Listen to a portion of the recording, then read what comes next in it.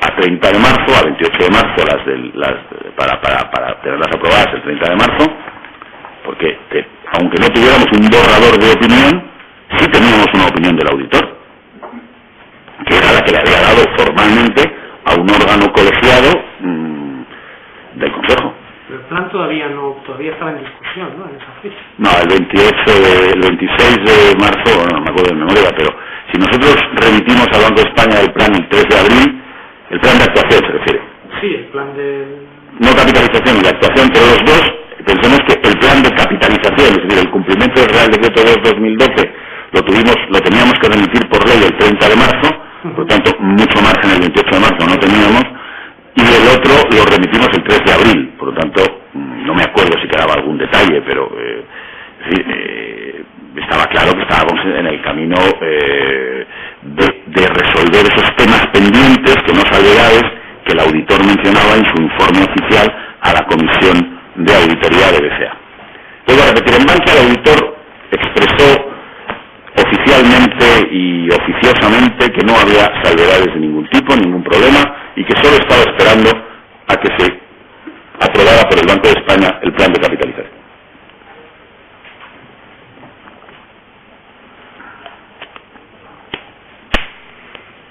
El 25 de abril del 2012, avanzando en el tiempo, se conoce el informe del Fondo Monetario Internacional, relacionado con unas pruebas de resistencia a la banca española que los técnicos del Fondo Monetario Internacional al parecer habían realizado en la banca española en unas visitas en enero y en abril de ese mismo año. En el avance de ese informe, que no es propiamente el informe, es una especie de filtración o no sé muy bien qué grado de conocimiento, qué grado de oficialidad tiene ese informe, pero se conoce por la prensa. Se habla de 10 entidades que no superan las pruebas y parece referirse a una de ellas como Bankia, o se identifica una de ellas como Bankia. El Fondo Monetario le recomienda, al parecer, medidas rápidas y decisivas para fortalecer sus balances, mejorar su gestión, el gobierno de la entidad, etc. ¿Qué impacto tiene este informe, si tiene alguno, en los mercados? No tiene impacto que yo recuerde, es decir, en las cotizaciones no tiene impacto. Yo le iba a preguntar en las negociaciones del plan con el Banco de España. Tampoco, no recuerdo. Bueno, el informe, yo creo que el fondo se filtra o se conoce, o prácticamente es una nota que anticipa el informe, no es el informe en sí mismo, es una nota, digamos, resumen. Se conoce después del 18 de abril, en esas fechas, 20 y tantos de abril. Nosotros ya teníamos aprobado el plan por el Banco de España, el informe no sé cuándo se había redactado, y nosotros lo interpretamos, y yo creo que literalmente lo dice, como que estaba respaldando lo que el Banco de España nos estaba pidiendo. Era que cumpliéramos el plan de capitalización y que tomáramos decisiones de configuración de nuestro balance, que robustecieran el balance de BCA y de Bankia respectivamente. Y además, el Banco de España, en su aprobación del capitalización, hacía mención de dos cosas que quería que hiciéramos y que tenían que ver también, no tenían que ver con el plan de capitalización, pero tenían que ver con nosotros. Una se refería, y las palabras son yo creo que muy expresas del Banco de España, se refería a actuaciones complementarias a corto plazo de racionalización y refuerzo de las estructuras de administración y gestión. ¿Qué quería decir esto? Porque esto nosotros sabíamos lo que quería decir.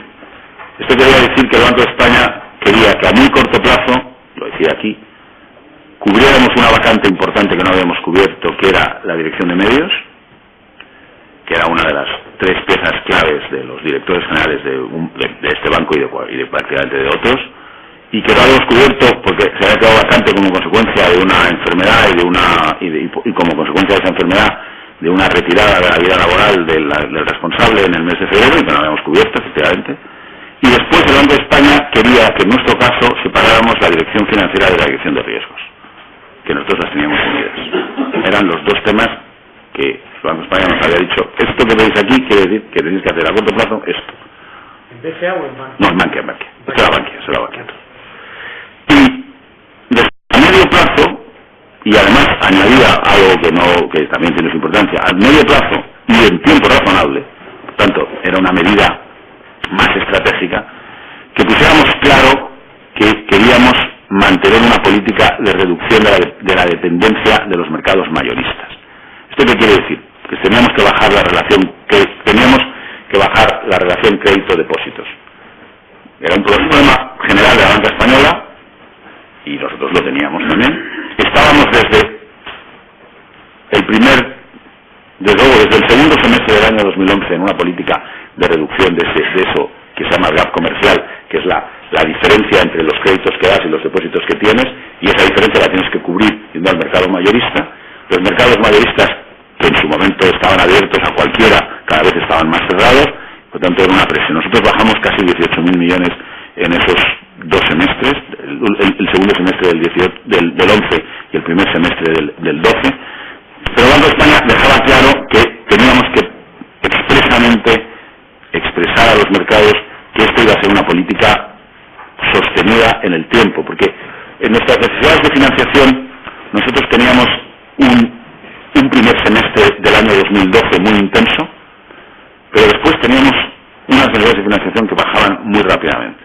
El Banco de España quería claramente con esta afirmación, lo que nosotros entendíamos es que quería que la política de dependencia de los mercados financieros, de reducción de dependencia de los mercados financieros, se mantuviera en el tiempo y que nos fuera llevando, me parece que era 130, es decir, teníamos un 30% más de créditos que de depósitos, la fuéramos acercando a 1.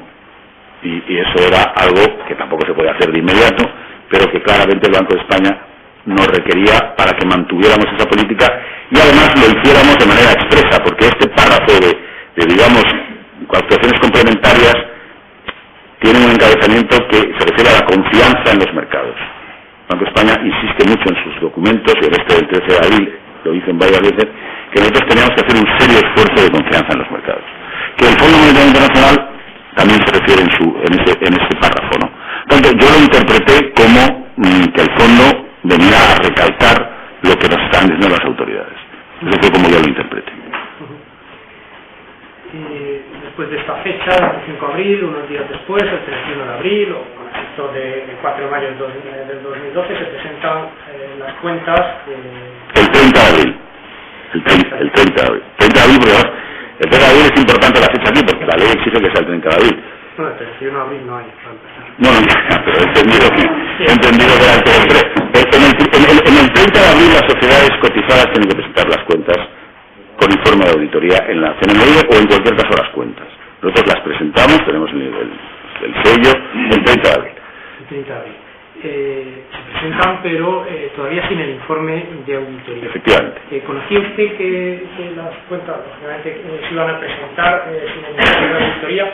Ahí ya esa fecha, esos días antes, ¿qué explicación le da al auditor? Ninguna, no tengo explicación, no puedo decirle cuál, porque según el auditor, no a mí, que yo no tenía despacho directo con él, pero sí al interventor y a los colaboradores que yo tenía, que tenían despacho directo con él, y también sus manifestaciones en las comisiones de auditoría, tanto de BCA como de Bankia, los temas estaban canalizados. Es decir, en Bankia ya habíamos tenido la aprobación del plan de capitalización por el Banco de España, y en BCA los temas eran objeto de tratamiento en el plan de actuación que íbamos a llevar a la Junta General, y que el auditor conocía porque lo había elaborado Deloitte. Entonces yo no tenía ya explicación. Entonces yo le hice la primera llamada telefónica que le había hecho, no diré que era presidente, pero no recuerdo otra, desde luego en muchísimos meses, y le dije el 11 de mayo... Para centrarnos al señor Gelma. Y a él personalmente, sí. Y le llamé por teléfono el 3 o el 4 de mayo y le dije el 11 de mayo voy a convocar la Junta General, ya tengo fechas reservadas en Valencia para el 13 o 14 de junio y por lo tanto yo tengo que convocar la Junta General con los informes de auditoría. Tuvimos una conversación y él al final, recuerdo las frases textuales: aunque tengamos que trabajar toda la noche, tendrás el informe de auditoría. Bueno, el informe de auditoría, el que lo tiene que hacer es el auditor. Tanto yo lo único que podía saber era lo que a mí se me había transmitido de cuáles eran sus preocupaciones, que en Bankia era ninguna más que la aprobación del Banco de España del plan de capitalización, y en BCA se referían al tema de la valoración de las acciones de Bankia en BCA y al tema de los activos fiscales, y también a la aprobación del plan de capitalización. Entendía que todos esos temas estaban resueltos y por tanto no puedo decir otra cosa. Es que esto, en fin, es bastante incomprensible. ¿Qué es lo que realmente estaba pasando? Porque aquí la consejera, doña Araceli Mora, manifestó que intercambió en estas fechas, entre el primeros días de mayo y hasta el 25 de mayo, emails con los auditores, y le decían los propios auditores que no sabían qué estaba pasando en Bankia. Creo recordar que doña Araceli Mora dijo que en uno de los emails o en una de las conversaciones, no lo recuerdo, que le dijo: vosotros sabréis porque estáis negociando. Pues yo no puedo saber lo que pasó a partir del 9 de mayo, pero sé lo que pasó antes, ¿no? Y lo voy a repetir. Nosotros, la información que yo tenía como presidente de la entidad, la que a mí me transmitían mis colaboradores y la que me transmitían las comisiones de auditoría de Bankia y BCA, es la que yo le acabo de exponer. Yo era consciente de que el plan de capitalización se había aprobado por el Banco de España, era consciente de que el plan de actuación resolvía la discusión sobre temas, los créditos fiscales, etcétera, de BCA. Era plenamente consciente que Deloitte conocía eso porque había elaborado el plan de actuación en un contrato especial que le hicimos para esta cuestión, y por lo tanto yo no tenía en ese momento conciencia de que tuviéramos, es decir, había referencias a dilaciones, que yo preguntaba a los equipos por qué hay dilaciones. Vamos a ver, el contexto técnico de todo esto es que era una entidad muy grande, que hasta el 9 de abril no tenía integrada Bancaja informáticamente. Pensemos que integrar informáticamente una entidad de 70.000 millones de euros es un proceso muy lento, no es rápido. Lo habíamos hecho en menos de 14 meses o de 15 meses. Por tanto, no estaba mal comparativamente con lo que se podía esperar, pero aún así, ese tiempo, que era justo el de este periodo, quería decir que todos los sistemas informáticos, menos el de Ávila, de Caja Madrid, que eran los únicos integrados desde el verano del 11, pues eran distintos. Seguro que eso creaba muchísimos problemas. Después era la entidad nueva que además se había extinguido. Tanto yo podía entender, y eran explicaciones técnicas que me daban, aquí esto es muy difícil, aquí es la primera vez, todo esto, pero esas explicaciones me valían. O sea, había un momento en que además yo lo expresé claramente, y se lo dije al señor Zelma, yo el 11 de mayo tengo que jugar la Junta General. O sea, yo no puedo seguir esta sesión. Sí, además la explicación que se había dado, al parecer, es que estaban pendientes de la aprobación del plan por el Banco de España. El plan ya no, esa explicación era formal, porque esa es la que estaba. No es que fuera una explicación que se me hubiera dado a mí por el interventor o por el consejero delegado o por el director financiero. No, era la explicación que Deloitte le había dado por escrito a la Comisión de Auditoría. Entonces, yo estaba convencido de que era la explicación. Bueno, pero eso hace más incomprensible el que transcurrido el plazo de la aprobación. Pues no puedo darle a usted otra explicación, bueno, no la tengo. ¿Tiene alguna relación la ausencia del informe de auditoría con la aprobación, finalmente con la no aprobación por el Banco de España de ese plan de desinversión, de saneamiento, mejora? No, primero porque ese era un cáncer. Tenemos que hablar de ese plan. Pues entonces, bueno, hablamos de él. Sí, claro. Si no, no lo puedo contar. Vamos a ver, nosotros recibimos la aprobación del plan de capitalización que exigía el Real Decreto 2/2012, que era el que estaba en vigor, el 17 y 18 de abril. Las autoridades, que era un plan aprobado por el Banco de España según exigía la ley. Las autoridades económicas nos indican que quieren que vayamos más de lo que supone ese plan. Es decir, que lo que el Banco de España nos había aprobado tenía que ser superado. Esto tiene que ver con la preparación de ese segundo Real Decreto, 18 No lo sé. de mayo, por las exigencias. Yo me limito a saber lo que a mí se me transmite. Si